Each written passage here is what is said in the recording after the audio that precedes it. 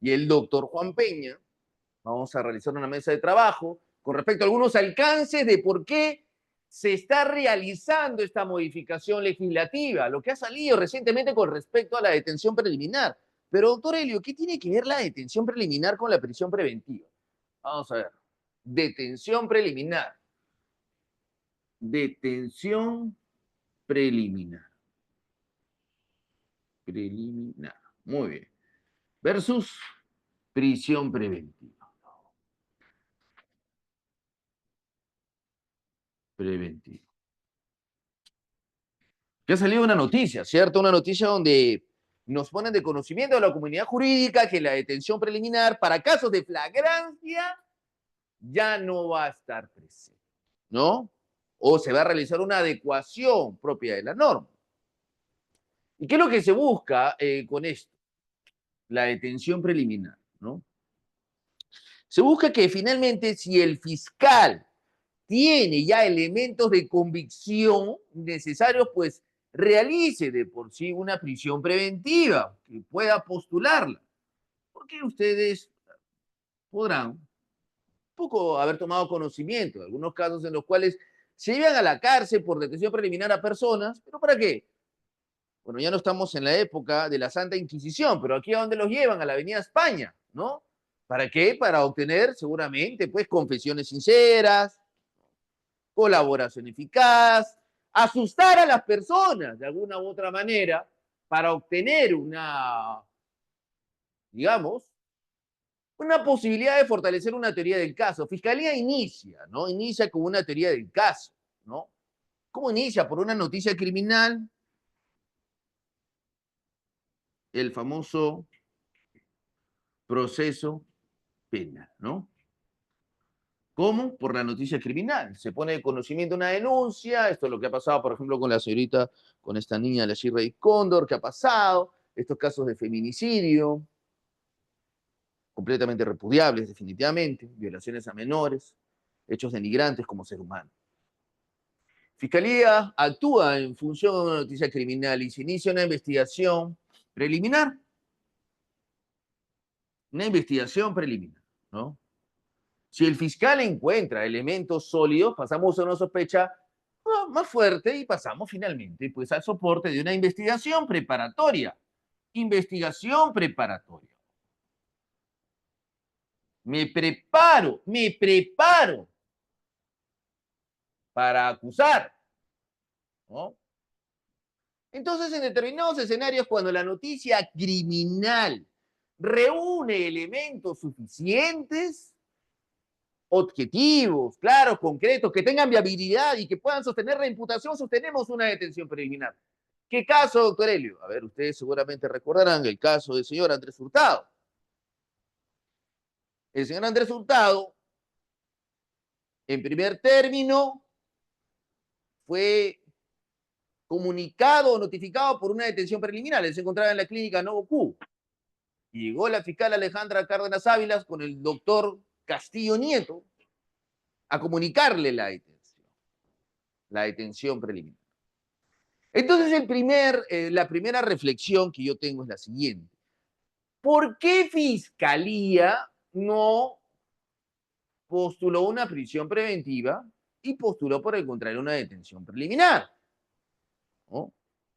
Bueno, habría que preguntarle a la fiscal, no lo sé, porque en realidad si verificamos los elementos de convicción para postular la detención preliminar y la prisión preventiva son los mismos, por Dios, yo no entiendo, son los mismos. ¿Qué hicieron una detención preliminar? O sea, jurídicamente hablando, ¿no? Son los mismos. Los encuentran por internet. ¿Tá? Vamos, son los mismos. Entonces, pero esto no debería ser así. Se llevó a la cárcel finalmente una persona por 15 días, digamos, se trató de invitarlo a que pueda declarar, él no aceptó y continuó finalmente el incidente de prisión preventiva. ¿Qué pasó aquí, no? Detención preliminar. Tiene que apelar inmediatamente. ¿Apeló el señor Andrés Hurtado? No apeló. No apeló. El abogado a cargo en ese momento no apeló. Y la detención preliminar te llevó necesariamente un control de identidad. Control de identidad. Ojo con ese tema. Control de identidad. ¿Y para qué sirve el control de identidad? El control de identidad sirve para poder equiparar e identificar que la persona que se encuentra de manera presencial concuerde finalmente con los hechos postulados en el requerimiento de detención preliminar. Que sea la misma persona. Porque si no es la misma persona, evidentemente estamos cometiendo un delito. Ya ha pasado hace poco, 2 o 3 meses, un caso de una persona que fue sindicada por un tema de terrorismo y no era un tema de homonimia. Grave error en ese momento del gobierno. Pero bueno, en el caso en concreto, en el control de identidad, se le dice, señor Hurtado, ¿cuál es su domicilio? Él no sabía responder, no lo recordaba, no podía precisarlo. A mi entender, en verdad, fue parte tal vez del nerviosismo de estar expuesto a una situación de tal naturaleza, pero finalmente no dio información acertada. Y vean lo que pasó después. Después pasaron a una prisión preventiva donde no mencionaron nada del control de identidad, pero luego cuando la defensa apela a esa prisión preventiva, ya llegaremos a ese momento, lo que dice la Suprema es, no, un ratito. Tú en el control de identidad no sabías qué responder, por lo tanto no tengo certeza. Mi pregunta era la siguiente. Entonces, oiga, estamos en prisión preventiva y estamos discutiendo los agravios que yo he presentado con respecto a la resolución de primera instancia. ¿Qué tiene que ver el control de identidad? Entonces, si esta va a ser la regla, ¿para qué discutimos apelación de prisión preventiva? Yo creo que fue un pronunciamiento equivocado, ¿verdad? Porque lo que se entendería es que, bueno, te están diciendo, te están llamando la atención a todos los justiciales porque tienes que prestar mayor atención al control de identidad. Pero el otro mensaje es, ¿para qué argumentamos entonces en la prisión preventiva de la apelación? ¿Para qué argumentamos agravios? Si te van a decir, no, bueno, el control de identidad se equivocó. Mal mensaje considerado jurídicamente hablando. Entonces, regresando a este tema. Aquí se postuló finalmente una detención preliminar en función a elementos indiciarios que llevarían a la convicción de que la teoría del caso era válida. ¿Y cuál era la teoría del caso? A ver, la señora Ciucho dijo que su hermano Ciucho le habría dicho que por intermedio de su empleado habría hecho llegar al empleado del señor Andrés Hurtado para que éste le dé al señor Andrés Hurtado $1.000.000 en 2 maletas, en una bolsa negra, para que éste a su vez le dé $500.000 a la doctora Peralta, para que la doctora Peralta a su vez le dé al doctor Salí Rosas, para que es otro fiscal, que nada tiene que ver en ese caso, para que proceda con la devolución de los lingotes de oro. Bueno, está preso por lo que dijo, el que dijo, el que dijo. Esa fue la postulación de fiscalía. Y además, el problema fue aquí que los arraigos no eran pues los más sólidos propiamente dicho, ¿no? Un domicilio claramente definido, una propiedad, algo que generase de esta naturaleza, pues una convicción de que no te vas a fugar. Bueno, el señor Andrés Hurtado no facturaba, lo facturaba una empresa, él no facturaba, no tenía ingresos, su empresa era quien emitía los recibos y facturas correspondientes y esta empresa era quien pagaba todo, señor Andrés Hurtado. Ese desorden, digamos, y no poder generar la convicción de que generas renta, pues te llevó a la convicción de que no tienes un arraigo. Discutible, en verdad, discutible. Porque discutimos arraigos cuando en verdad se debió haber analizado los fundados y graves elementos de convicción. Ese es el primer término. Si no existe, ¿por qué pasamos a arraigos? Pero bueno, ese es el mensaje que tenemos al día de hoy y tenemos que defendernos de la mejor forma. Detención preliminar, entonces, ¿qué es lo que busca finalmente? Asegurar la permanencia, en este caso, del investigado durante el desarrollo de la investigación por un lapso momentáneo de la misma. ¿Para qué? Para conseguir información, para continuar actos de investigación, donde se resulta necesario que el señor esté en custodia porque podría obstaculizar a la justicia, ¿no? La pregunta es la siguiente, doctor Helio, los elementos de convicción son los mismos que la prisión preventiva, son los mismos, pero bueno, lo que se ha postulado ahora es, oye, si son los mismos, pues vamos a eliminar la detención preliminar. ¿Para qué quieres llevar a la cárcel a alguien 15 días? ¿Para qué? ¿Para forzarla a hablar? ¿Quieres asustarla, fiscal? ¿Qué es lo que pasa? Si tienes elementos sólidos, lanza tu prisión preventiva, de frente. Y esto nos lleva a reflexionar qué es la prisión preventiva. La prisión preventiva es una medida cautelar. Doctor Helio, ¿qué es una medida cautelar? Una medida cautelar tiene dos requisitos: fumus bonis iuris y periculum in mora. El fumus bonis iuris involucra, pues, la apariencia del derecho. Tiene que ser lo más acertado posible a la verdad.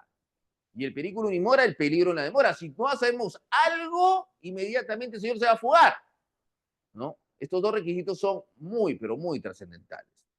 y se impone finalmente a una persona que está siendo investigada por la comisión de un delito y cuyo riesgo de fuga es latente, así como el tema de la obstrucción a la justicia.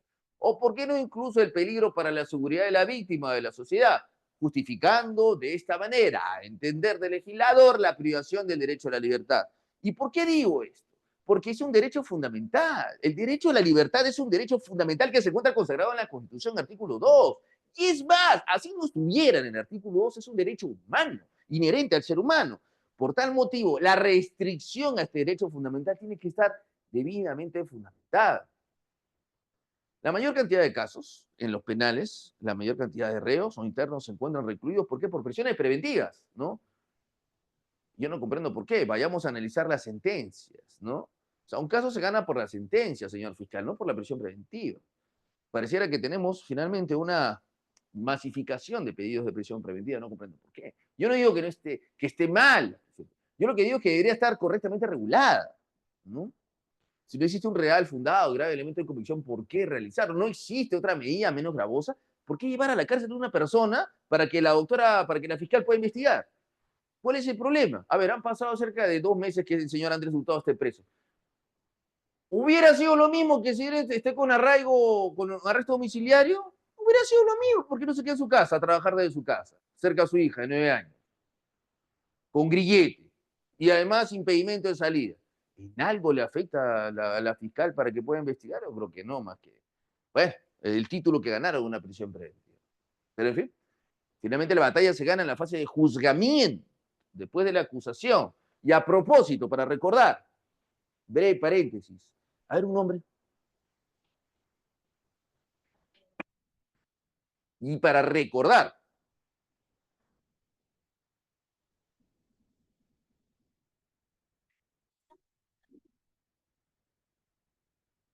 correcto, el doctor Alexander Dávila, ¿se encuentra presente? Quiero... ¿Está presente, doctor?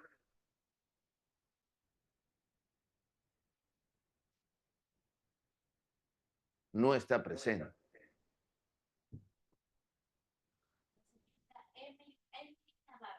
Doctora Emily Navarro, ¿se encuentra presente?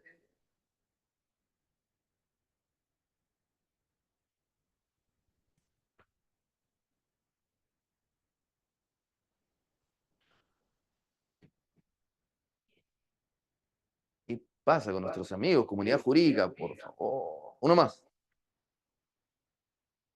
Van 2 libros.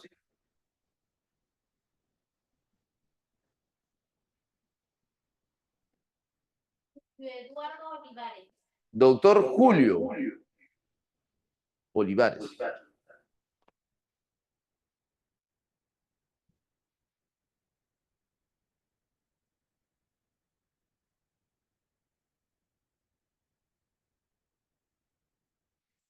No quieren salir los amigos. Uno más. El doctor Walter Sánchez.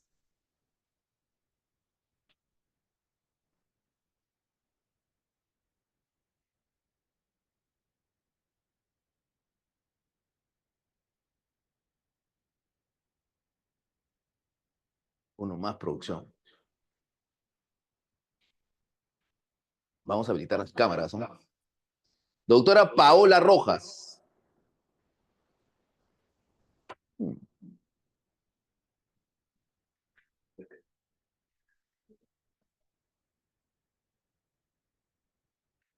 5 libros. Uno más, producción. Peggy Ramírez.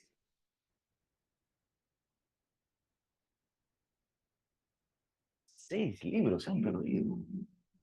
Creo. Bueno, sigamos para los que estén conectados. Igual vamos a mencionar algunos nombres para poder tener una comunicación más dinámica con ustedes. Breve paréntesis, decía, acusación, ¿no? Tenemos investigación preliminar, preparatoria, acusación. ¿Qué es lo que podemos hacer? ¿Qué podemos plantear? Observaciones formales y observaciones sustanciales, ¿no? Sustanciales, ¿no? Dentro de las expresiones formales podemos cuestionar los verbos rectores, qué, cómo, dónde, cuándo, de qué manera, cómo cometió el delito, de qué forma lo habría hecho. Tenemos que lograr que Fiscalía logre adecuar válidamente la imputación, porque si no lo hace, la carpeta va a ser devuelta. Y también las observaciones sustanciales, entiéndase bajo este escenario, una excepción de improcedencia de acción o incluso un sobreseimiento. Esto es antes de la fase de juzgamiento de juicio. En ese sentido, podemos analizar el inicio, investigación preliminar, sospecha inicial, sospecha fuerte, se convierte en investigación preparatoria, donde también podemos esperar una acusación de fiscalía, donde oportunamente podremos plantear la defensa formal o también las observaciones sustanciales, materializadas en una sección de improcedencia de acción o en un sobreseimiento. Entonces, ¿por qué es importante esto? Porque nos permite defender. Y acá, pues, utilizando el parámetro de la prisión preventiva, con mucha más razón, porque son mecanismos mediante los cuales podemos rebatir, ¿no? El nuevo Código Procesal Penal ha introducido también una serie de modificaciones que afectan tanto a su regulación como a la propia aplicación de la prisión preventiva. Entonces tenemos claro qué es la prisión preventiva. Es una medida cautelar contra una persona natural destinada ¿a qué? A finalmente restringir su derecho a la libertad, que es un derecho fundamental, bajo determinados escenarios, ¿no? El artículo 4 del título preliminar abarca principios fundamentales como el principio de imparcialidad y el derecho a la defensa, los cuales fueron reafirmados y ajustados en función de las modificaciones orientadas a fortalecer la participación también de la PNP en la fase de investigación preliminar, donde se le llama fortaleza ahora, en este caso a la policía, para que pueda investigar, ¿no? Este cambio ha suscitado preocupaciones en algunos sectores. Algunos temas interesantes, ¿no? Es mejor que la policía esté a cargo directamente, que no tenga que reportar al fiscal o tiene que reportar al fiscal. Tema interesante, ¿no? Porque, a ver, cuando parte una denuncia, una noticia criminal, se inicia la investigación preliminar. Y la investigación preliminar, el fiscal puede o llevarlo directamente, es decir, derives en este caso a la división de denuncias derivadas del Ministerio Público, división policial, y se lo encarga a un instructor policial. Y el instructor policial lo que tiene que hacer es finalmente llevar a cabo todos los actos de investigación. Yo lo veo como una suerte tal vez de secretario, perdónenme. En verdad, deberían de trabajar en conjunto, en equipo. A ver, instructor, llame a tal persona para que venga, ¿no? Y el efectivo policial hace sus preguntas, llama al fiscal, señor, está listo, le entrega todo. Señor policía, usted, instructor, lleve tal cosa, tal oficio, ¿verdad? Mayor participación no tiene, ¿no? Lo que se ha buscado es empoderar un poco a la policía para que pueda conjugar finalmente con el desarrollo de la investigación. Porque en algunos escenarios la fiscalía está completamente abocada a sus casos y podría desatender algunas denuncias también de terceros. Entonces se ha buscado esta preocupación. ¿Por qué? Porque fiscalía piensa o considera que le van a quitar también autonomía, ¿no? Porque siempre ha sido el organismo central, el pilar, el titular de la acción penal encargado de las investigaciones. Sí, pues, tema complicado. ¿Es mejor que la policía se encargue? Yo considero que no. Mi opinión es que deberían manejarlo en conjunto, ¿no? Pero debería existir también un sistema de pesos y contrapesos, que el policía también pueda, de alguna u otra manera, dar una opinión que sea relevante, de acuerdo a su expertise. Y también el fiscal. ¿Por qué? Porque lo que se busca es finalmente encontrar la verdad. Si solamente vas a utilizar a un policía para que sea puesto un secretario, entonces yo considero que Fiscalía está haciendo mal, porque la labor del policía es cuidarnos finalmente, ¿no? Garantizar la seguridad a la ciudadanía. Vean ustedes, el día de ayer me llamaron a las 11 o 12 de la noche para defender a una persona porque había cometido un delito de lesiones. Estaba manejando, entró de una forma brusca a una curva y en este caso golpeó a una persona que venía pues en bicicleta. Entonces lo acusan de lesiones, pasaron el certificado médico legal, los 2 días le dieron un golpe y este señor llevó en este caso al agraviado, porque igual fue un golpe, lo llevó al Molisurco y le dijeron que no, mejor en emergencias a Casimiro Ulloa, fueron a Casimiro Ulloa, y luego llegó, bueno, de ahí llamaron a un policía, levantaron un acta y se lo llevaron preso. Se lo dieron preso. Ha salido después de, bueno, le dejaron, el fiscal ordenó que fuese 48 horas, ¿no? Por un tema de flagrancia. Bueno, no llegaron a pasar las 48 horas, ha salido dentro del día, porque se argumentó ante fiscalía, en verdad, que no era necesario, ¿no? Tenía arraigos, no se escapó, dio la cara. Entonces, es más, el certificado médico legal arroja que son 2 días, ya está dado de alta, el agraviado nunca fue internado. Entonces, ¿para qué? ¿Era proporcional tener presa a una persona así? Yo considero que no. No, en determinados escenarios no es proporcional, ¿no? Y finalmente el fiscal lo que quería hacer un proceso inmediato, ¿no? Ya tendremos la oportunidad de poder tocar esos temas, pero se quedó un poco, digamos, molesto porque hubo un acuerdo reparatorio. Lógicamente, pues el agraviado no quiere mayor problema. Y quien cometió, pues, finalmente, esta comisión de este delito de lesiones lo que quiere es solucionarlo. Entonces, no entiendo por qué en determinados escenarios queremos llegar a juicio, sobre todo con las cargas que tenemos. Pero, en fin, finalmente esto sirvió para darme cuenta de algo. ¿Qué es lo que hacía el señor policía? El señor policía lo que hacía era tramitar oficios. Oficios que pedía fiscalía, oficios de la Cámara, oficio de la Cámara de todo distrito, donde salió el carro, SUNAR. Oiga, pero eso le cuesta al Estado. Acá el señor tiene 2 días de descanso médico, está bien, no fue internado, ha dicho que la persona que lo golpeó no se escapó, estaba ahí presente, es más, dio un abono de 1.000 soles para gastos a cuenta. Entonces, ¿qué está haciendo el policía tramitando oficios cuando se tiene finalmente que cubrir o dar atención a los niveles de inseguridad que existen al día de hoy? Oh, para mí es un desperdicio de recursos humanos y también propios de la policía, mal orientados por determinados fiscales. Pero en fin, esta persona está en la libertad. Entonces, dentro de las 24 horas, más aún 2 días. Entonces, el delito de lesiones 10 o 10 días o más, 2 días. Entonces no configuraba. Y si fuera así, serían 4 años. ¿Cuál es el sustento? Si te piden 5 años, incluso para irte a la cárcel. No. Yo no sé por qué en algunos escenarios la prisión preventiva se ha tomado como una suerte de mandato imperativo y general cuando debería ser la excepción. Bueno, finalmente salió en libertad. Ya lo que busco concluir con esto es que la autonomía del Ministerio Público no se tiene que ver, pues, atacada de ninguna manera. Estamos finalmente para encontrar la solución y trabajar en equipo para que se pueda realizar una investigación una investigación prolija. Pero bueno, es la preocupación del Ministerio Público, y ustedes recordarán que incluso ha presentado observaciones a esa ley y ha presentado finalmente su cuestionamiento para que el Tribunal Constitucional la deje sin efecto. Ya veremos qué es lo que dice finalmente el Tribunal Constitucional. Sigamos, por favor. ¿Cuáles son los principios rectores con respecto a este tema? ¿No? La prisión preventiva es la excepción y no la regla. Se reafirma que la prisión preventiva no debe usarse como una pena anticipada, pero en la práctica lo hacen, ¿no?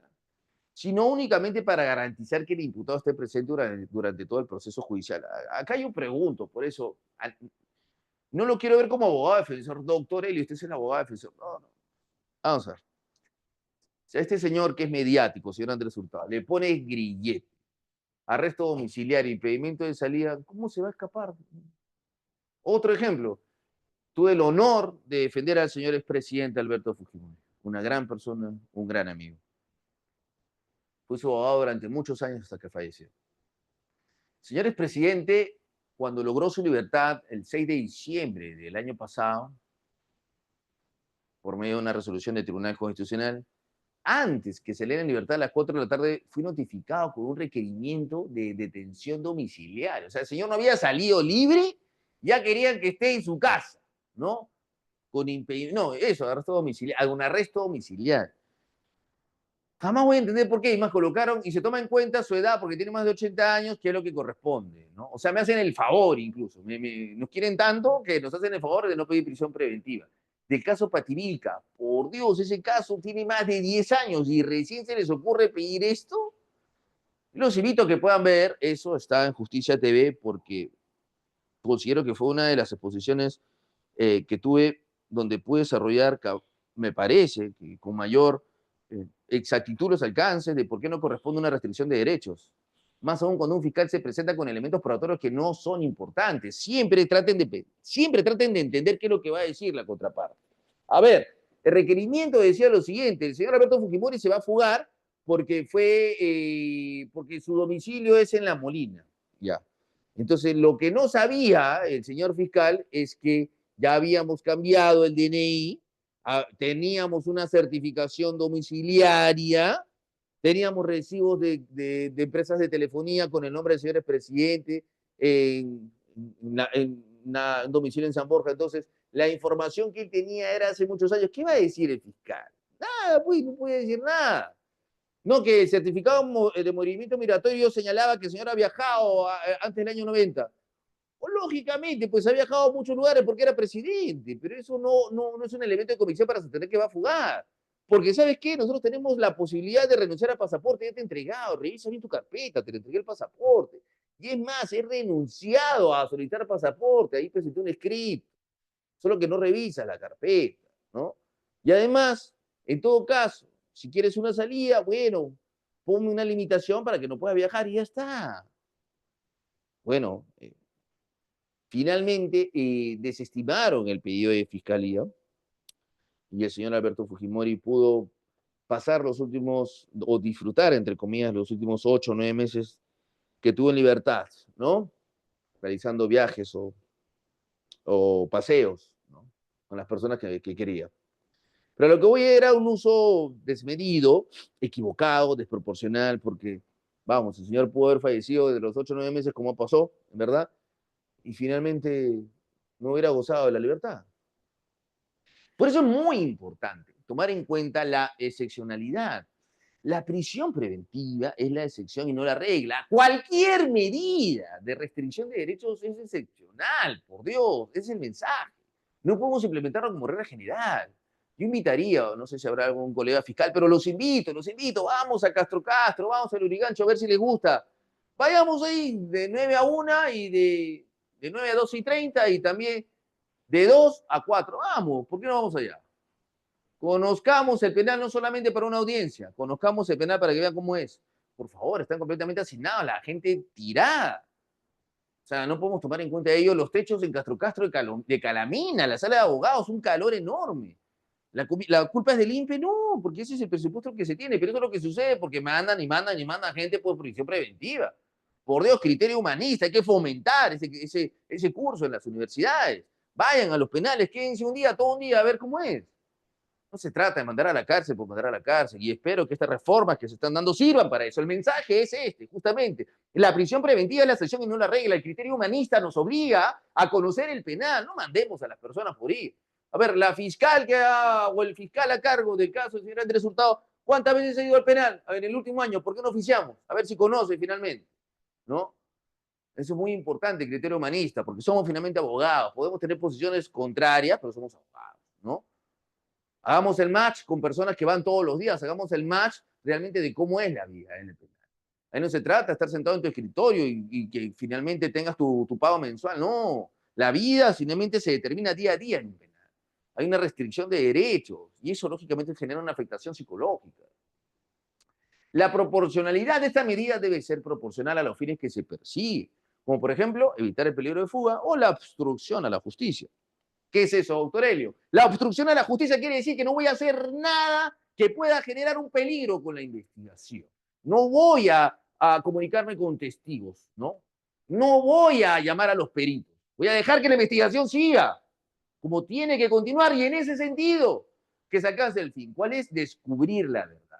Si se ha cometido un delito o si no se ha cometido.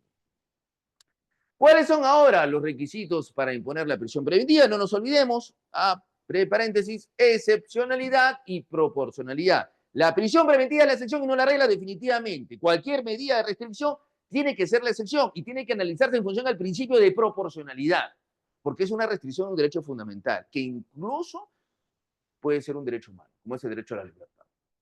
Muy bien.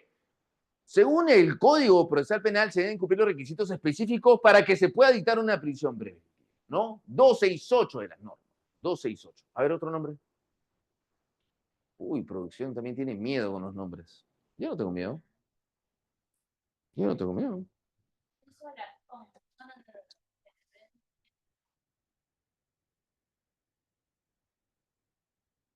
Nicole Evangelista. Nicole. Doctora Nicole. Buenas noches. Un poco mal. Doctora Nicole, buenas noches.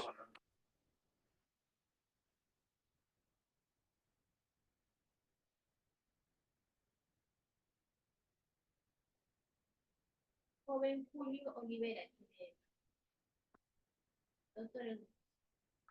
El doctor Julio, ¿se encuentra presente?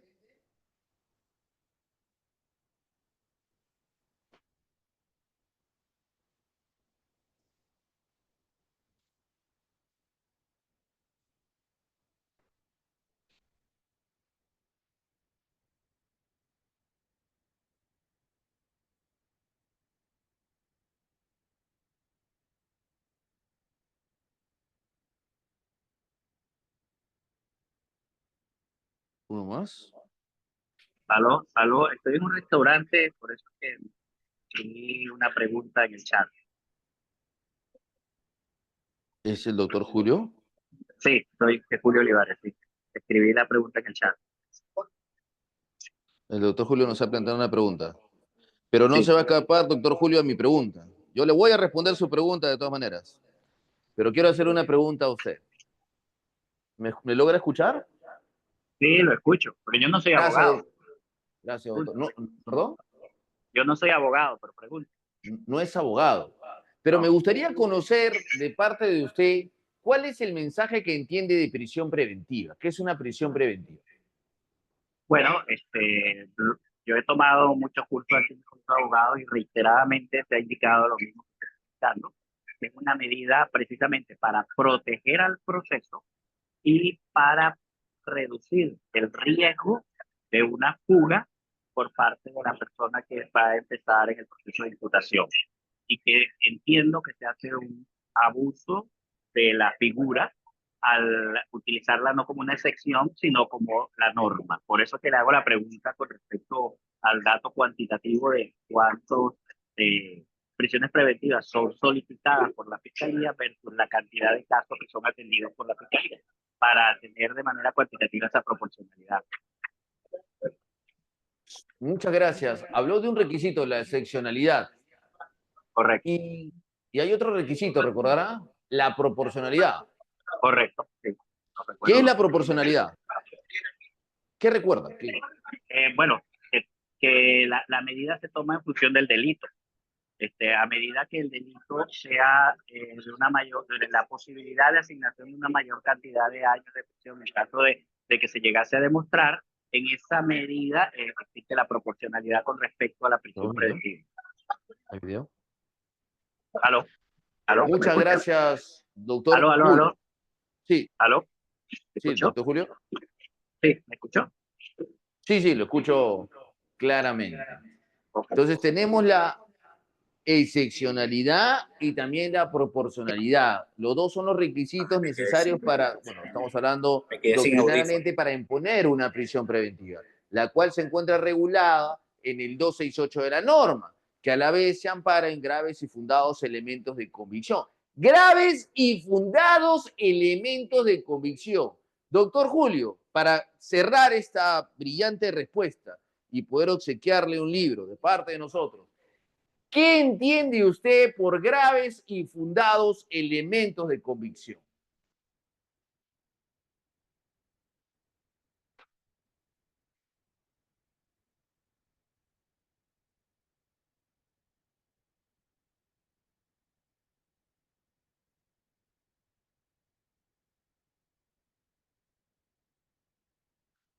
Pues, doctor Julio.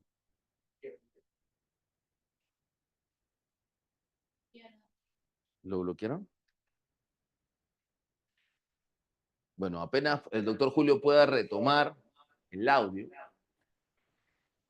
Y muchas gracias por esa brillante respuesta. Estamos a nada de ya cerrar ese primer acápite de contenido de prisión preventiva. El 268 de la norma requiere pues, graves y fundados elementos de convicción. Por un lado, uno, que genere la convicción, pues, ¿no? De respaldo de la teoría del caso de fiscalía, que la pena sea mayor a 5 años. Normalmente los abogados penalistas no nos defendemos con ese extremo, porque siempre fiscales dicen, ojo, tengo más de 5 años en el delito. Pues está difícil. Además no te van a hacer una pena preventiva por menos, ¿no? sí te lanza por graves y fundados elementos de convicción, por eso tienes que rebatirlos, cuestionarlos. Y era importante cuestionarlo ahí para que puedan desarrollar previamente los verbos rectores. ¿De qué manera se imputa? ¿Cómo identifica? A ver, un ejemplo. A Eli Herrera lo vinieron a buscar hace menos de un mes, ¿no? Una madre desesperada, doctor, mi hijo se lo llevaron, estaba en Santa Anita, estaba con sus amigos, y unos policías bajaron de un carro y en civil y los metieron en una combi, y en la combi dijeron, acá están los quetes de droga. Y habían cerca de 8 o 7 chicos, ¿no? Y los llevaron a la cárcel. Entonces, el día de hoy, doctor Helio, es la prisión preventiva. Por favor, defiéndame. Wow, era una madre que estaba llorando. ¿Qué hacemos? ¿Prórroga? Se pidió prórroga. No. Tiene que realizarse el día de no quiso. Algunos jueces no quieren. Bueno, ¿para qué vamos a esperar a un juez? Entonces, el fiscal dijo algo que jamás me voy a olvidar. Si bien no hemos identificado de quién era la droga, todos estaban ahí. Ay, entonces, a ver, señor fiscal, o sea, usted quiere llevar a la cárcel sin saber que mi cliente era o no era que tenía la droga, o sea, porque usted presume. La norma dice graves y fundados elementos de convicción, no presunción. Entonces, ¿dónde encontró la droga? Ah, al medio. Ya, ¿y dónde está mi patrocinador? Ah, seguro estaba por ahí. O sea, ni siquiera sabe dónde estaba, en qué sitio, y la droga estaba al medio. O sea, no puede ser que esté más cercano, no puede individualizar un poco, no entiendo, no comprendo. Y usted no ha llamado a los policías para que declaren y ninguno de ellos acaso le ha dicho que mi patrocinado estaba cerca, dentro del carro, ha estado fuera. Y cuando estaba dentro lo metieron en qué silla estaba. Entonces, el fiscal, luego de debatir los graves y fundados elementos de convicción, pidió reprogramar, parece que el fiscal, el juez le dio, habrá entendido el mensaje, reprogramaron y en la siguiente sesión el fiscal dijo, voy a desistirme de la prisión preventiva y quería comparecencias por restricciones, ¿no? Y que bueno, en verdad, porque no tenía nada de arraigos. Esa señora no tenía ningún tipo de arraigo, ¿no? Por eso es muy importante lograr debatir, lograr y fundados elementos de convicción, muy importante, y luego, en la medida en que tengamos la posibilidad de discutir los arraigos domiciliario, económico, familiar, en todo sentido, ¿no? ¿Qué más nos dice la norma? La norma nos habla del peligro de fuga, obstrucción de la justicia y gravedad del delito. Peligro de fuga es demostrar que el señor tiene recursos para evadir la justicia, dinero para irse del país. Obstrucción a la justicia, si hay indicios de que el imputado puede influir en testigos, destruir pruebas, de alguna u otra manera entorpecer toda la investigación y finalmente la gravedad del delito. Los delitos cometidos deben ser de especial gravedad con pena privativa significativa. En este caso, diseñar o presentar una teoría del caso que pueda sostener que la pena es mayor a 5 años. Difícil, ahí no podemos cuestionar nada. Tenemos que cuestionar entonces los graves y fundados elementos de convicción y los arraigos que podemos postular para rebatir con fiscalía la necesidad que se imponga esta medida. ¿Qué dicen los artículos 53 y 54? Que han sido recientemente modificados.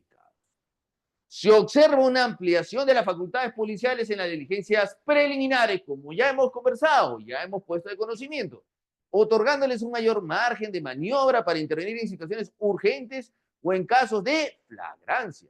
No obstante, estos cambios podrían, según algunas posturas, debilitar el control directo del fiscal por las investigaciones que se manejan, ¿no? Vamos, un policía puede investigar, va a hacer lo correcto si está investigando a un presidente, no lo sé, de un consejo directivo del BCR. No.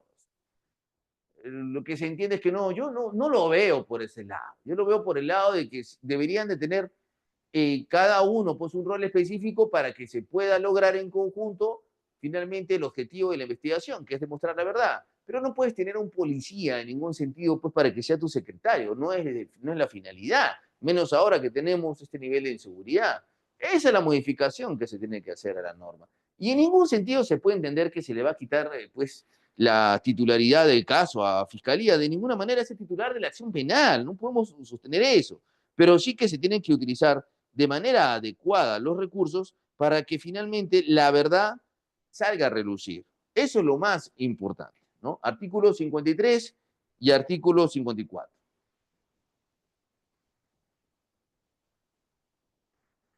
De forma adicional, ¿qué dicen los artículos 60, 61, 65, 67 y también 68? Bueno, se introducen finalmente disposiciones que refuerzan las herramientas de investigación de la PNP en lo que respecta a la recolección y preservación también de la evidencia. Y aquí es muy importante tomar en cuenta la capacidad de la policía para realizar las pesquisas más exhaustivas, las divisiones especializadas, por ejemplo, la DIVIOL, la división especializada en delitos de estafa y otras defraudaciones, ¿no? Aunque la supresión fiscal sigue siendo un tema de debate para garantizar que las investigaciones no se realicen de manera unilateral o sin la adecuada interpretación jurídica, porque también se entiende, por otro lado, que el policía no es un abogado necesariamente.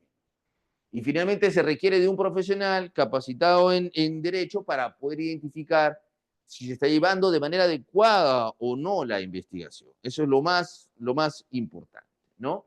Ahora bien,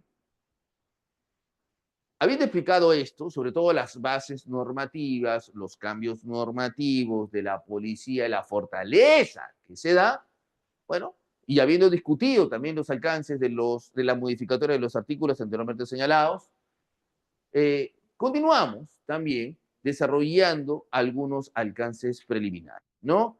Las modificaciones también versan sobre los artículos 84, 160 y 163, 173, el cual versa sobre la ejecución de las medidas cautelares, ¿no?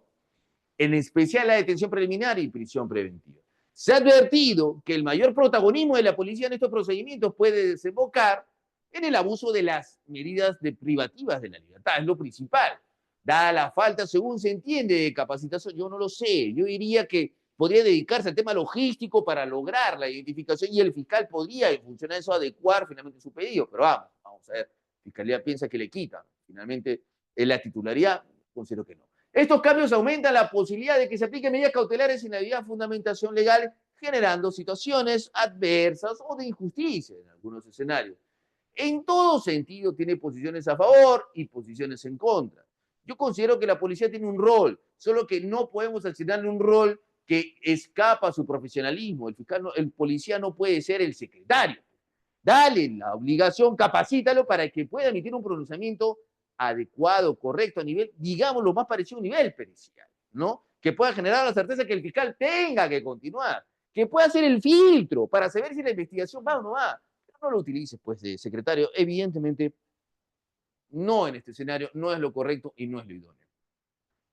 ¿Parece que vamos a presentar un video?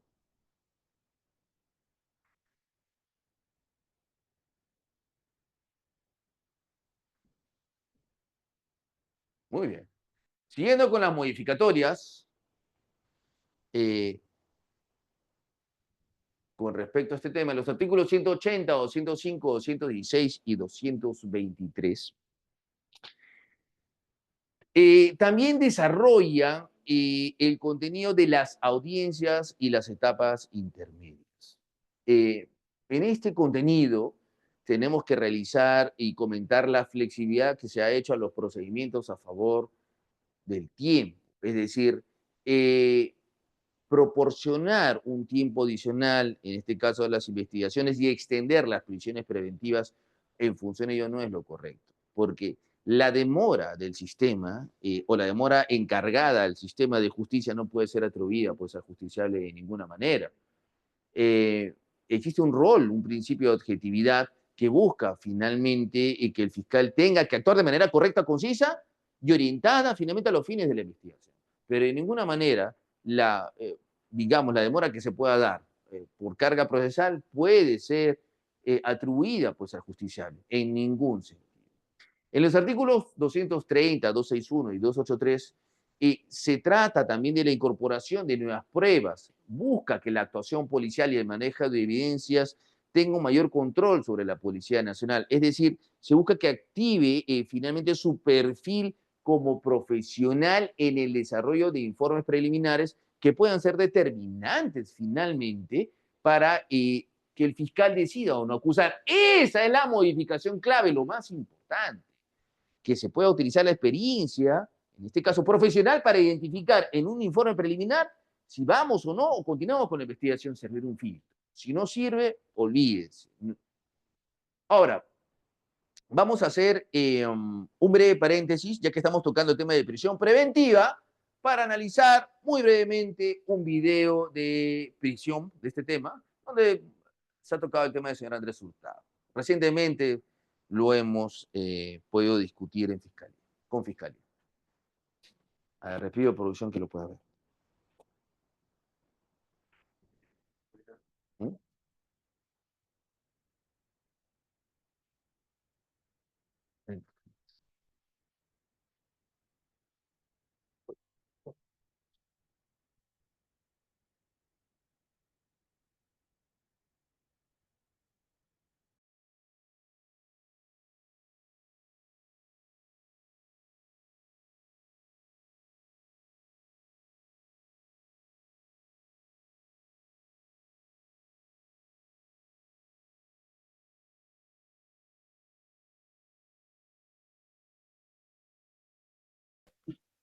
Señor Juez Supremo, esta defensa ha presentado en fecha y forma oportuna el respectivo recurso de apelación, por medio del cual buscamos que se revoque el pronunciamiento del señor magistrado de primera instancia y en concordancia con lo que vamos a sustentar el día de hoy,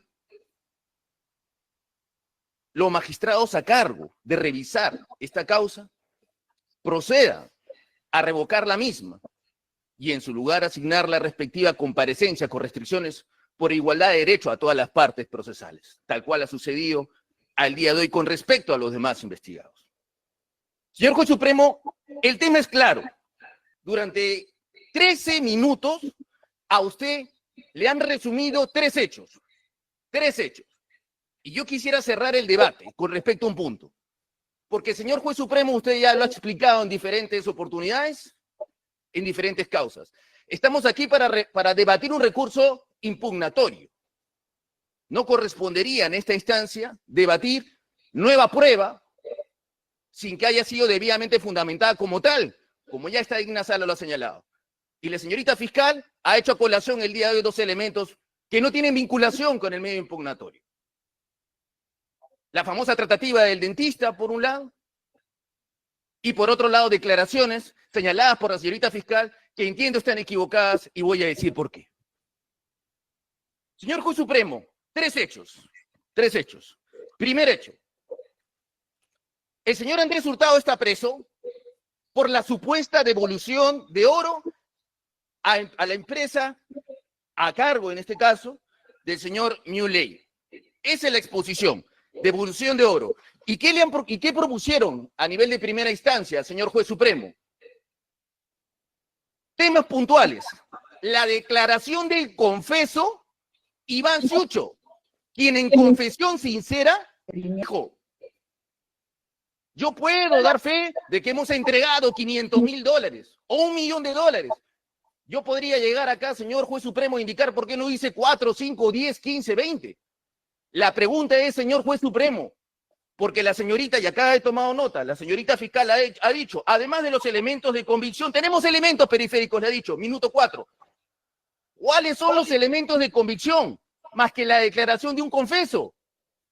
Ninguno. Yo le voy a decir cuál, y a lo mejor la señorita fiscal se ha olvidado porque se sustentó a nivel de primera instancia. La declaración de la señora Ana Ciucho, en una noticia periodística del señor Beto Ortiz, donde finalmente señaló todo lo que he dicho a la señorita fiscal, pero cuando es llevada finalmente a fiscalía dijo que no le consta nada, y que eso lo escuchó finalmente de su hermano, testigo de oídas, testigo de referencia. Por eso es que el día de hoy ya no la mencionan, probablemente porque ya no tiene valor como tal. Entonces, objetivamente, ¿qué es lo que tenemos, señor magistrado? Una declaración de un confeso sin aportar ningún elemento de prueba, haciendo referencia a que habría entregado $500,000 en la casa del señor Andrés Hurtado, nada más. Y que supuestamente, a entender del señor, este dinero lo habría recibido el trabajador del señor Andrés Hurtado para a su vez darle al señor Andrés Hurtado, para a su vez darle a la señora Peralta. Pues una tesis completamente imaginativa, señor magistrado, y por la cual no se puede sostener que existen elementos de convicción y menos periféricos que puedan llevar a la cárcel a una persona. Punto número 1, porque no le he dicho nada más con respecto al hecho 1. Hecho 2. Y acá tiene, antes de pasar al hecho 2, le dijo a usted en el minuto 7, incluso los aportes de la señora Kelly Medina. Yo no sé qué tiene que ver la señora Kelly Medina con respecto a este tema, si se sustentó finalmente su declaración después de recurso impugnatorio. Y además no tiene ninguna vinculación. No nos ha quedado claro qué tiene que ver. La señora Kelly Medina ha sido trabajadora, gerenta del señor Andrés Hurtado. ¿Qué tiene que ver con el hecho 1? No tiene que ver nada. Por eso es un error meterlo en el hecho 1 y entiendo tratar de inducir error a la judicatura. Está mal, no se puede decir que, salvo que nos digan una declaración en la pregunta número tal, como yo sí lo haré, sí, acá señala que se entregó los $500.000. Es falso entonces. Hecho 2, señor juez. Denuncia y o investigación al señor Jimmy Fluker, accionista de la planta Paltarumi. Vea usted lo peligroso que es no realizar un control sobre los argumentos de Fiscalía. Fiscalía le ha dicho, mi patrocinado ha reconocido los viajes realizados y las dádivas realizadas a la señora Peralta. ¿Dónde? Yo pido que se exija dónde, en qué lugar. Que la señorita fiscal nos diga dónde ha reconocido que todo eso ha sido en relación de la señora Peralta y para favorecerla con respecto a un caso penal. ¿Dónde? No se puede decir de manera general, ha reconocido los gastos que serían utilizados para la señora Peralta en favor de casos. ¿Dónde? ¿Qué declaración, qué folio? Que nos diga dónde. En el contradictorio. Pero bueno, más que ello, hace referencia con respecto al hecho 2, que mi patrocinado habría tenido injerencia con respecto a la famosa denuncia que se hizo al señor Jimmy Fluker, accionista de Paltarumi. Señor juez, ¿cómo? Digo, porque la fiscal no le ha presentado ningún elemento de convicción. Solamente le ha dicho los famosos $20.000, ¿no? Y ahorita, en este momento, voy a decir de dónde nacen los $20.000. Pero antes que haya un razonamiento jurídico y lógico, la tesis de Fiscalía es sostener que mi patrocinado habría logrado por medio de la doctora Peralta, una fiscal encargada de una fiscalía, valga la redundancia, de segunda instancia, para que le abran un proceso, en este caso a otra persona, no tiene asidero, ni siquiera fiscalía de primera instancia. Entonces, la tesis imaginativa de Fiscalía no se logra sostener con hechos fácticos, porque si hubiera sido que la doctora Peralta le abra un proceso directamente, entenderíamos tal vez a nivel indiciario que existiría motivos para investigar. Pero bueno, no, acá le dicen que aparentemente, ¿no? Existiría elementos de convicción y elementos periféricos sin decirle cuál. Que mi patrocinado convenció a la doctora Peralta, fiscal de segunda instancia, para que le hagan un proceso al señor Fluker, cuando mi patrocinado jamás se ha reconocido y no hay ningún elemento de convicción. Pero acá viene el punto, porque él dice, no, pero hay $20.000, por Dios. Requerimiento de prisión preventiva, elemento 70-72. No nos olvidemos esto, señor juez supremo, del 70 al 72. ¿Qué es lo que dice el señor Sucho? Dice, esos $20.000 me lo pidió Andrés Hurtado para él. Para él. Para él. Era el momento en esa declaración que el señor Sucho diga, sí, me lo pidió para darle a la doctora Peralta y a su vez a la fiscal provincial para que le abran el proceso. Es fácil llegar aquí, plantear una tesis sin sostenerla con elementos de convicción. Y son sus elementos de convicción, 70-72. Iván Sucho declara y dice, esos $20.000 me lo pidió para él. Y el señor Andrés Hurtado, ¿qué ha dicho? Para labor social, para sus gastos personales. ¿Qué vinculación tiene con la doctora Peralta o para realizar un tema adicional vinculado a abrir un proceso penal en otra fiscalía? Ninguno. Claramente está, me los pidió Andrés Hurtado para él mismo. Para él, así lo dijo. Y tercer hecho.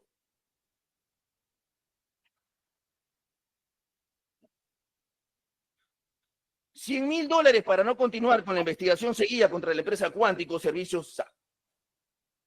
Lo mismo, señor juez, no existe ningún elemento de convicción. Ahora la fiscalía se cuida, y ya no como a nivel de primera instancia dice elementos periféricos, pero está utilizando los mismos elementos del hecho 2. Concretamente, ¿qué tenemos? Entonces, al día de hoy, antes de pasar a la segunda parte de mi exposición, esta declaración que nace de la señora Ania Sucho, que no logra probar nada. El señor Iván Sucho, que es un confeso sincero, que no logra declarar nada finalmente como tal. Con respecto al hecho 3, $100.000 para no continuar con la investigación seguida por la empresa Cuántico Servicios Integrados.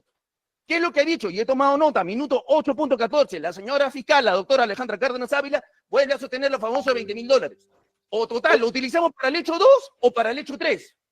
Ya, pongamos que lo utilizamos también para el hecho 3. Me remite igual el elemento de comisión 70-72. El señor Sucho, ¿qué dijo? Me los pidió Andrés Hurtado para él. En ningún momento le pide o hace referencia en esa famosa declaración, me lo pide para darle a la doctora Peralta para que haga un favor adicional para no continuar con procesos penales. Y además, por temas del tiempo, no calzan tampoco. Entonces, con respecto a los hechos de convicción, ¿qué tenemos, señor juez? Con respecto a los famosos fundados y graves elementos de convicción, 2 noticias periodísticas. Nada más. Este fue un caso mediático que paró al país, finalmente, y por el cual el señor Andrés Hurtado está detenido injustamente en la cárcel. No hay más con respecto a este tema. Insisto, es importante que ahora la señorita fiscal lo diga dónde ha sido que el señor Andrés Hurtado reconoció que le pagó los viáticos y todo a la doctora Peralta para que le haga un favor. Y espero que nos diga dónde, la declaración, la fecha y hora. Porque eso no es así. Para realizar un favor, eso es falso. Y ahora, con respecto al tema de los arraigos, el señor magistrado, el doctor Shekley, a quien respeto mucho de por sí, pero el derecho me permite también apartarme en determinadas oportunidades con respecto a sus resoluciones, porque es un magistrado probo y garantista también. Con respecto al certificado domiciliario, señor juez, yo he presentado un certificado notarial, donde se constata que el señor Andrés Hurtado es finalmente visitado por el señor notario. El señor notario constató que estaba ahí. Eso no ha sido tomado en cuenta por el señor Shekley como tal. No le ha dado el valor necesario. O para aceptarlo, para negarlo, o para restarle valor. Sí tiene domicilio como tal. Con respecto al arraigo familiar, señor juez, el señor magistrado Shekley indica lo siguiente. No se encontraría acreditada finalmente la afectación en este caso a la menor con lo que estaría sucediendo. Y discrepo con todo el respeto posible al señor magistrado, porque el estado de necesidad se presume. Y más aún cuando yo lo he demostrado como tal, con documentos que acreditan finalmente la condición especial de la menor y el colegio en el que está, que necesita de su madre. Hay una declaración jurada de la madre que hace referencia, que se encarga de la menor, evidentemente porque tiene condiciones especiales, y está en un colegio especial como tal. Y por extensión necesita de su padre, porque su padre finalmente quien brinda el soporte económico total, además de afectivo, con respecto a una menor de 10 años. Es necesario, digo yo, que el señor Andrés Hurtado esté preso para que Fiscalía investigue, porque ¿cuáles eran los actos de investigación propuestos? Homologación de voz, declaraciones. ¿Es necesario? No. ¿Y prueba de ello cuál es, señor juez? ¿Cuál es la mejor prueba? Yo le he presentado a usted, señor juez supremo. El señor Iván Ciucho, a nivel nacional, con el respectivo link electrónico, se lo he presentado, ha dicho el 17 de septiembre, ha dicho, yo soy confeso sincero y además soy colaborador eficaz con identidad revelada, él lo ha dicho, como tal. Y el señor se fue de viaje a Italia. ¿Y qué pasó con Fiscalía? Yo no quiero pensar que Fiscalía se le ha pasado el plazo, sino que considera finalmente que no es impertinente, que no hay problema con respecto a que el señor otro imputado se vaya de viaje, con la fe de que el señor va a regresar algún día. Entonces, si otro imputado como tal, que es confeso sincero, como lo ha dicho la doctora Alejandra Cárdenas Ávila, como tal, no genera problema ni obstaculización a la justicia el hecho de que se vaya de viaje, ¿por qué motivo el señor Andrés Hurtado tiene que estar preso? Para que investigue. No es proporcional, definitivamente. Igual aún con la señora Ana Ciucho, famosa testigo que al final no logró aportar nada en la declaración en Fiscalía. Y mis colegas de la defensa podrán asentir ello cuando hicieron el pliego interrogatorio. No escuché nada, todo escuché de mi hermano. Con respecto finalmente, señor juez, y con esto yo voy a terminar. Por favor, el tiempo, tenemos muchas causas, no podemos dedicar tanto tiempo a informes orales. Concluyo. Muchas gracias, señor magistrado. Concluyo, y muchas gracias por la indulgencia. Señor magistrado, por todo lo expuesto, nosotros consideramos, como tal, que esta medida es desproporcional. Consideramos que a la luz de los hechos expuestos durante los fundados y graves elementos de comisión no tenemos absolutamente nada concreto, más que elementos de comisión a entender de fiscalía que serían de comisión, pero son meramente indiciarios. Solo tenemos 2 noticias periodísticas como tal. ¿Qué se ha aportado? Algo concreto, absolutamente nada. ¿Por qué no son 500.000, 800.000, 2 millones, 4 millones? No hay absolutamente nada más. Elemento 70, 72, no nos olvidemos. El señor Sucho dice, me la pidió Andrés Hurtado para él, para sus temas, para gastos personales, para labor social. Absolutamente nada con respecto a ello. Y finalmente, espero que Fiscalía nos diga en qué parte el señor Andrés Hurtado ha reconocido que pagó los pasajes, que pagó todo por un favor a la señora Peralta. ¿En qué momento? ¿Cuándo lo ha hecho? Se ha pagado los viáticos, dijo, tomé nota acá, los viáticos, todo. ¿En qué momento? ¿Con la condición de qué? ¿Para realizar qué cosa? ¿Cuándo lo ha hecho el señor Andrés Hurtado? ¿En qué situación?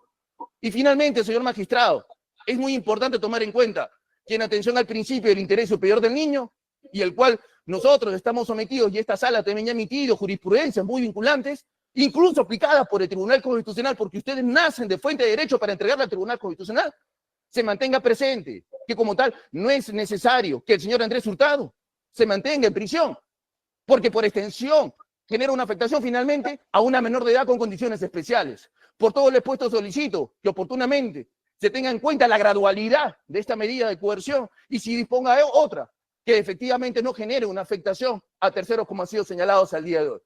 Nuevamente, se evidencia un error con respecto a la presentación de elementos de convicción. Minuto 7:13, está grabado. Dijo Fiscalía, está acreditado con el rasgo amical que se habría realizado el hecho ilícito, porque Andrés Hurtado lo habría reconocido en la declaración. ¿Qué es lo que les ha dicho? Y este es el problema de la lectura, entiendo, de error de Fiscalía. ¿En qué momento se ha negado que sean amigos? ¿En qué momento, por Dios? Lo que está cuestionando la defensa, siempre lo ha cuestionado, y también mis codefensas también, es que no ha existido nada a cambio ilegal. ¿En qué momento el señor Andrés Hurtado le ha dicho en la declaración a la señorita fiscal presente, yo le pagué el viaje de la casa de mis hijas a cambio de que hiciera tal favor al señor Milei? ¿En qué momento? Eso no existe, es falso. Por eso, nuevamente, lo que presentan como elemento de convicción no es real, no es concreto. ¿Han sido amigos? Sí, han sido amigos, pero si llegamos al extremo de llevar a una persona a la cárcel porque le invitó finalmente un almuerzo o un pasaje, estaríamos fuera de cualquier Estado de Derecho. En ningún momento, en ninguna declaración, por eso es que Fiscalía no lo va a poder hacer, el señor Andrés Hurtado ha reconocido delante de la doctora Alejandra Cárdenas Ávila que habría realizado algo ilegal en contra, directamente, del señor Milei o a favor de los señores Chucho. De ninguna manera. Eso no está y ustedes han advertido ahora que sencillamente dijo, salieron en calidad de amigos a una reunión y punto. Que pagó, seguramente pagó un viaje o que pagó el almuerzo. Eso no es materia penal, evidentemente, para sustentar una prisión preventiva. O por lo menos no puede ser considerado como un elemento de convicción. Llámelo elemento periférico si desea la señorita fiscal, pero elemento de convicción no puede ser. Con respecto a los arraigos mencionados, en efecto existe el certificado domiciliario debidamente constatado por el notario público de Lima y los certificados que acreditan el reporte migratorio de los viajes del señor Chucho anteriormente señalado y finalmente los reportes que acreditan el estado de necesidad de la menor Luciana de 9 años con respecto a sus condiciones especiales. Muchas gracias.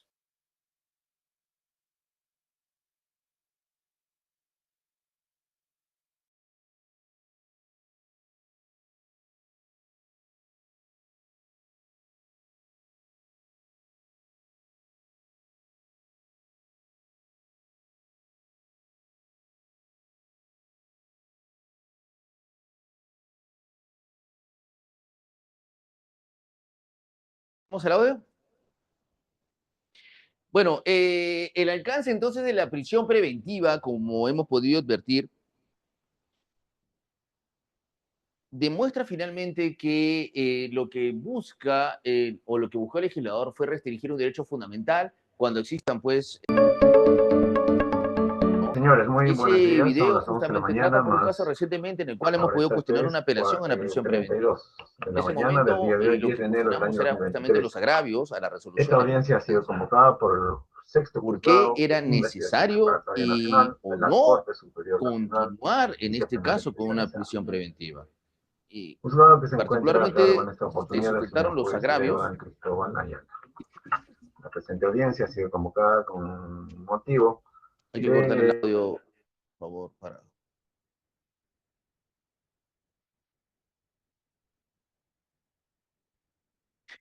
Muy bien, entonces en la audiencia de apelación se sustentaron pues los agravios por los cuales se impuso una medida de coerción, en este caso, una medida de prisión preventiva. Lo que correspondía en todo caso a la sala era analizar finalmente si en la resolución era válido o no era válido mantener finalmente este pedido de coerción, ¿no? Lo que buscamos también es un pronunciamiento con respecto a tus fundamentos. ¿Es correcto o no es correcto fundamentarlo? ¿Es correcto o no es correcto pronunciarse con respecto a ello?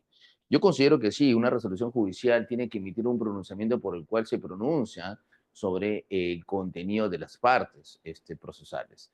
Aquí en esta resolución, bueno, en esta argumentación, lo que se cuestionó justamente era eso. Uno de los principios que hemos mencionado, la excepcionalidad, también la proporcionalidad que hemos podido conversar, ¿no? Es proporcional plantearlo, es proporcional a los fines de la investigación, no existe otra medida menos gravosa para poder plantearla. Entonces, esas son las reflexiones finalmente que utilizamos para poder cuestionar o no la imposición de una prisión preventiva. Entonces, eso es lo más importante con respecto a ello.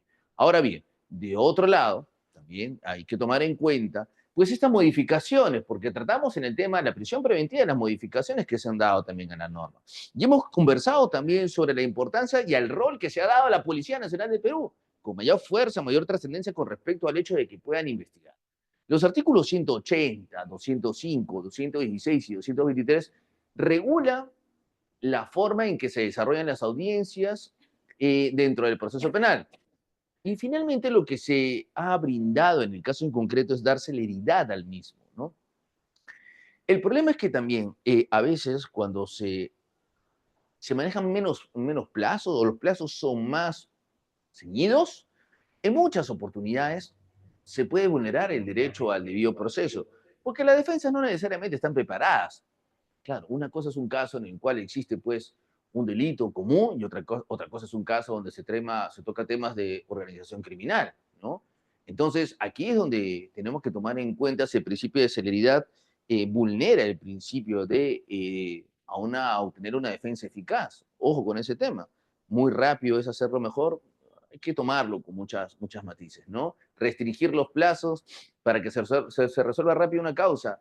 Claro, o sea, yo entiendo, la situación jurídica del detenido es importante resolverla, pero no por eso vamos a correr con los plazos necesariamente, porque puede ser que la defensa no esté debidamente preparada por el tiempo, no porque no pueda, sino por el tiempo, ¿no? En los artículos 230, 261 y 283 se trata ya, o desarrolla, mejor dicho, una perspectiva mejor, más orientada a la investigación, una perspectiva direccionada a brindar por parte de la Policía Nacional de Perú su expertise para servir de filtro, finalmente, elaborando informes preliminares que puedan ser determinantes para que el fiscal decida o no acusar, ¿no? Este hecho plantea el reto, lógicamente, de identificar si los informes policiales carecen de profundidad jurídica, tienen profundidad jurídica o no tienen profundidad jurídica. Eso es lo más importante con respecto a ese caso, ¿no? Entonces, 180, 205, 216 y 223, muy importante tomar en cuenta lo relacionado al tema de los plazos. 230, 261 y 283, tomar en cuenta también lo vinculado a qué, al rol protagónico que tiene la Policía Nacional del Perú en esta nueva etapa, donde puede cuestionar mejor y donde puede tomar en cuenta finalmente los alcances para poder colaborar con la investigación y brindar informes que puedan servir para que Fiscalía pueda o no acusar, ¿no?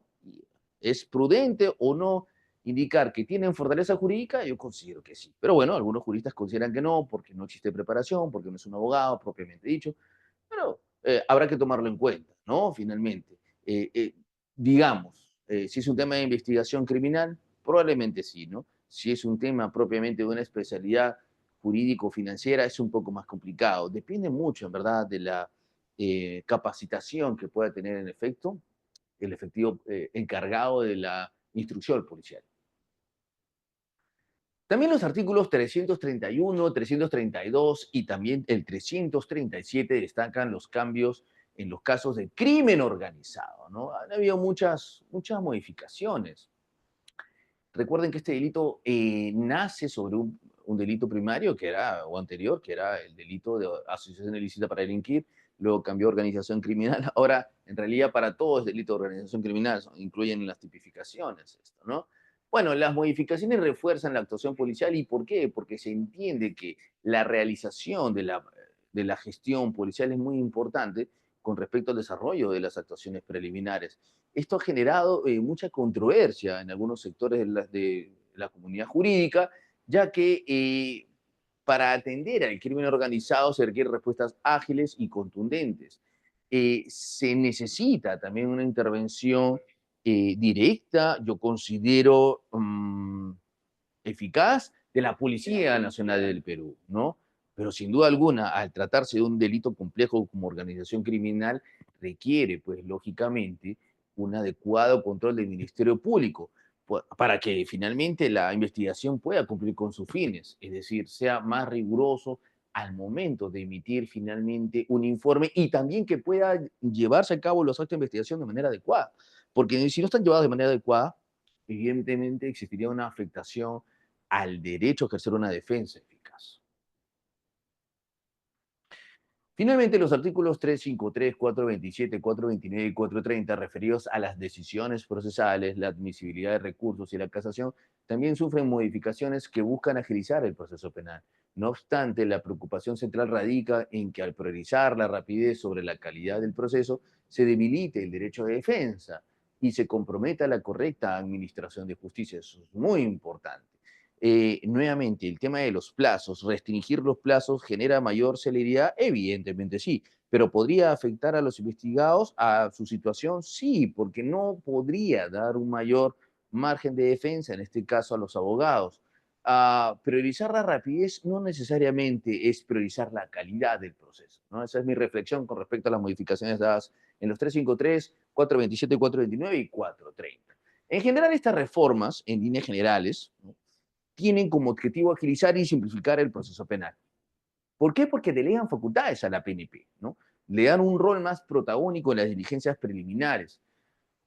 Ahora bien o está mal? Depende, ¿no? En algunos sectores se considera que es un riesgo considerable porque al no tener un policía, una formación netamente jurídica, tan especializada como lo podrían tener los fiscales, porque la preparación es el rol de abogados, puede ser que se produzcan errores o abusos que generen gravemente una afectación a los derechos de los imputados y la correcta administración de justicia. Entonces, en líneas generales, estos cambios son importantes, son trascendentales, son valiosos, sí. ¿Generan pues un rol más protagónico a la policía? Sí. ¿Es correcto sostener que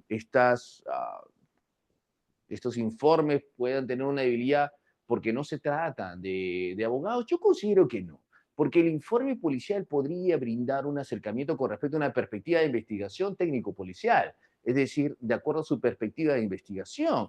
A ver, el señor abogado, el señor fiscal no va a hacer un seguimiento rotundo, en este caso, con un informe de inteligencia con respecto al investigado. Probablemente la persona que ha estado realizando una investigación continua y permanente pueda brindar un informe que genere mayor certeza.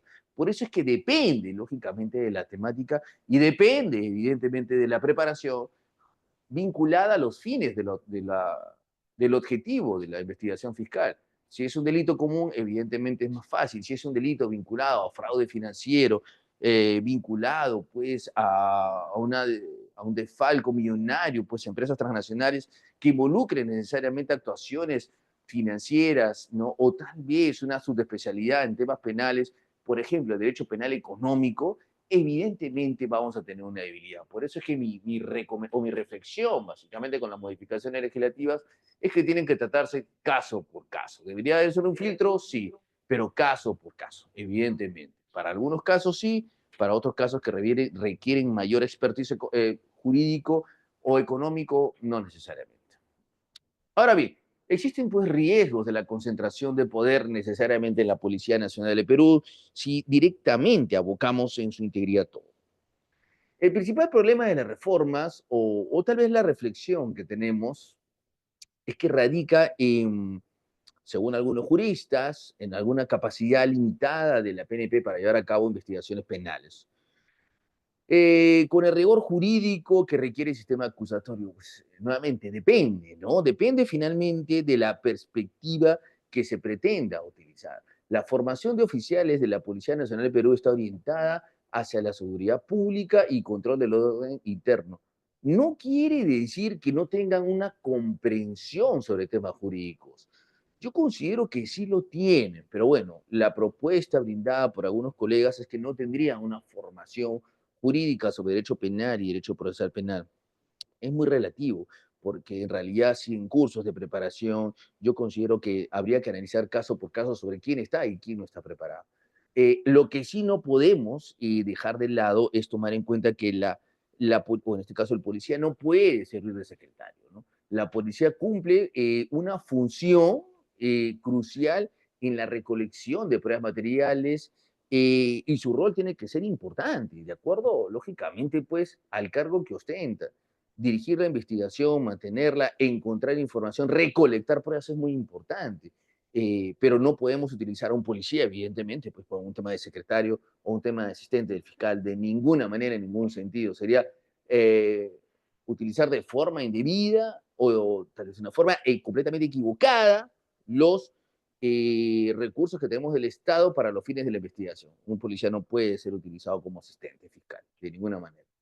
Tenemos también la ley que modifica el Código Penal, el decreto legislativo 635 y el nuevo Código Procesal Penal sostenido en el decreto legislativo 957, a fin de garantizar el principio de presunción de inocencia y brindar mayor protección personal a la Policía Nacional de Perú. Entonces, ¿qué es lo que se busca? Brindar protección, brindar protección. Se modificó pues el artículo 22 del Código Penal, el decreto legislativo 635, con el siguiente tenor, en los siguientes términos, ¿no?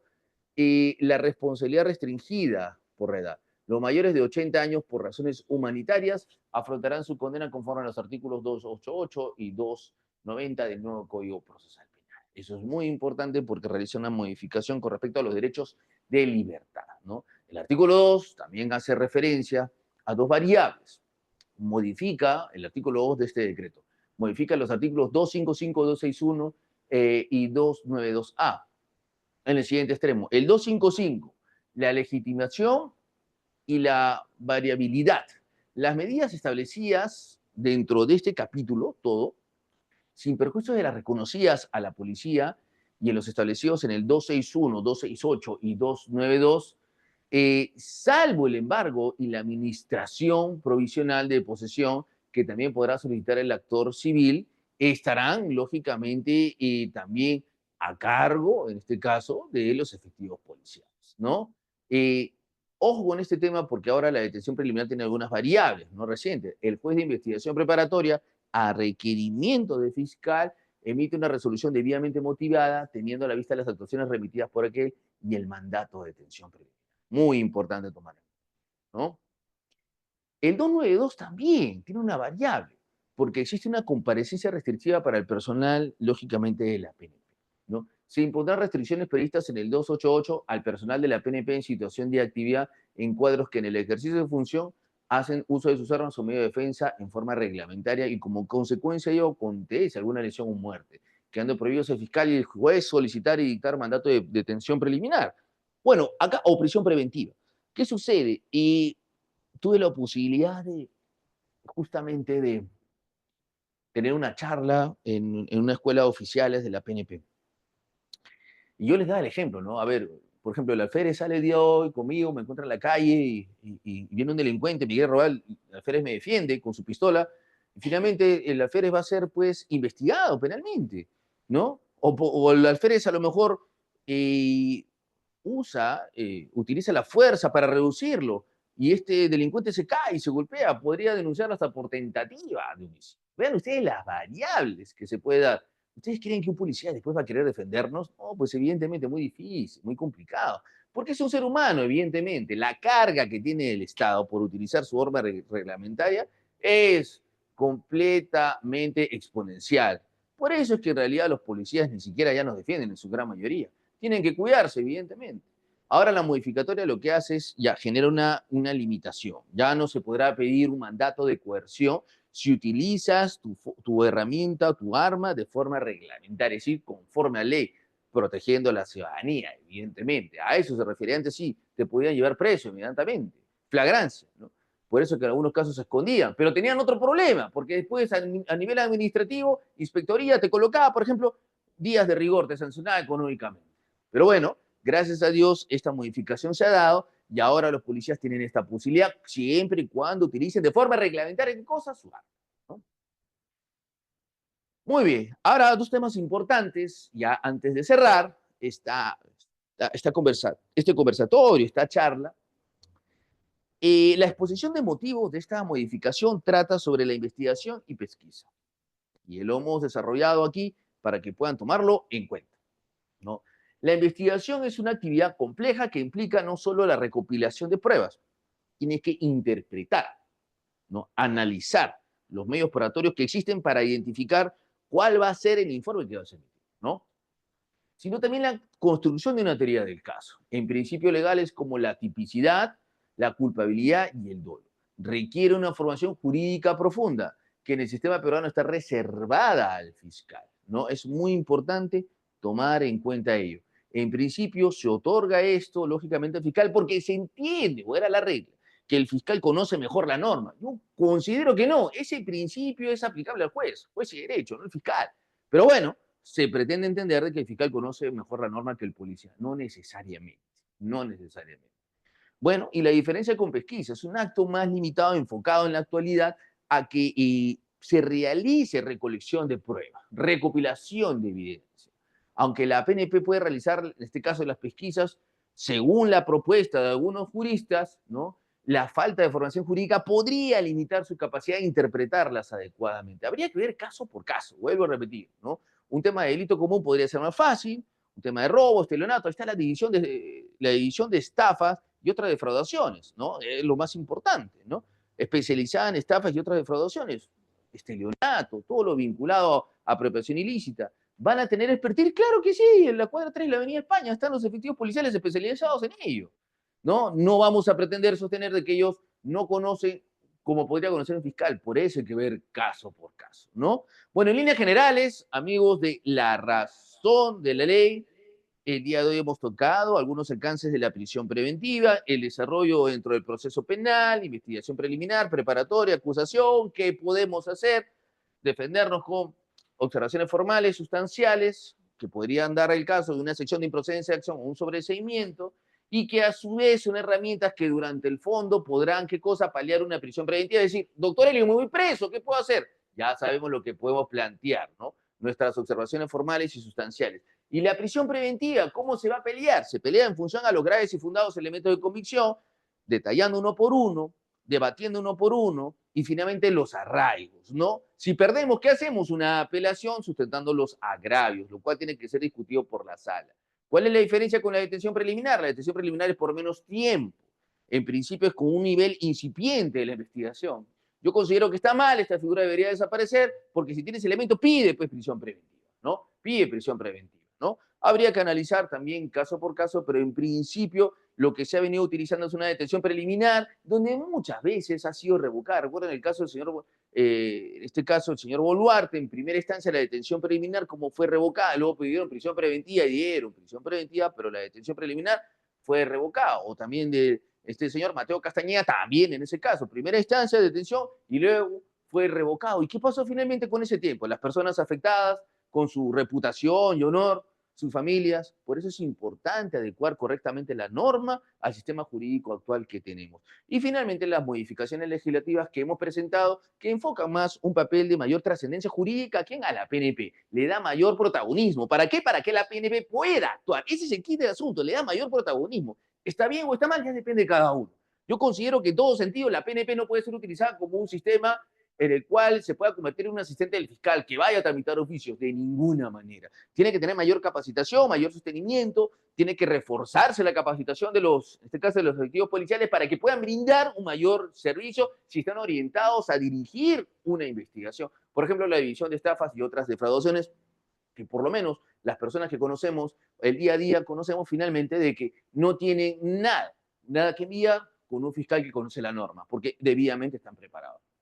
Bueno, quiero agradecer a los amigos de La Razón de la Ley, al Colegio de Abogados de Lima, a la doctora Diana Ricalde y al doctor Raúl Canelo, al señor decano del Colegio de Abogados de Lima, por permitirme llegar a ustedes en esta oportunidad y poder comentarles los alcances de esta charla vinculada a prisión preventiva y las modificatorias legislativas que se han dado en los últimos meses.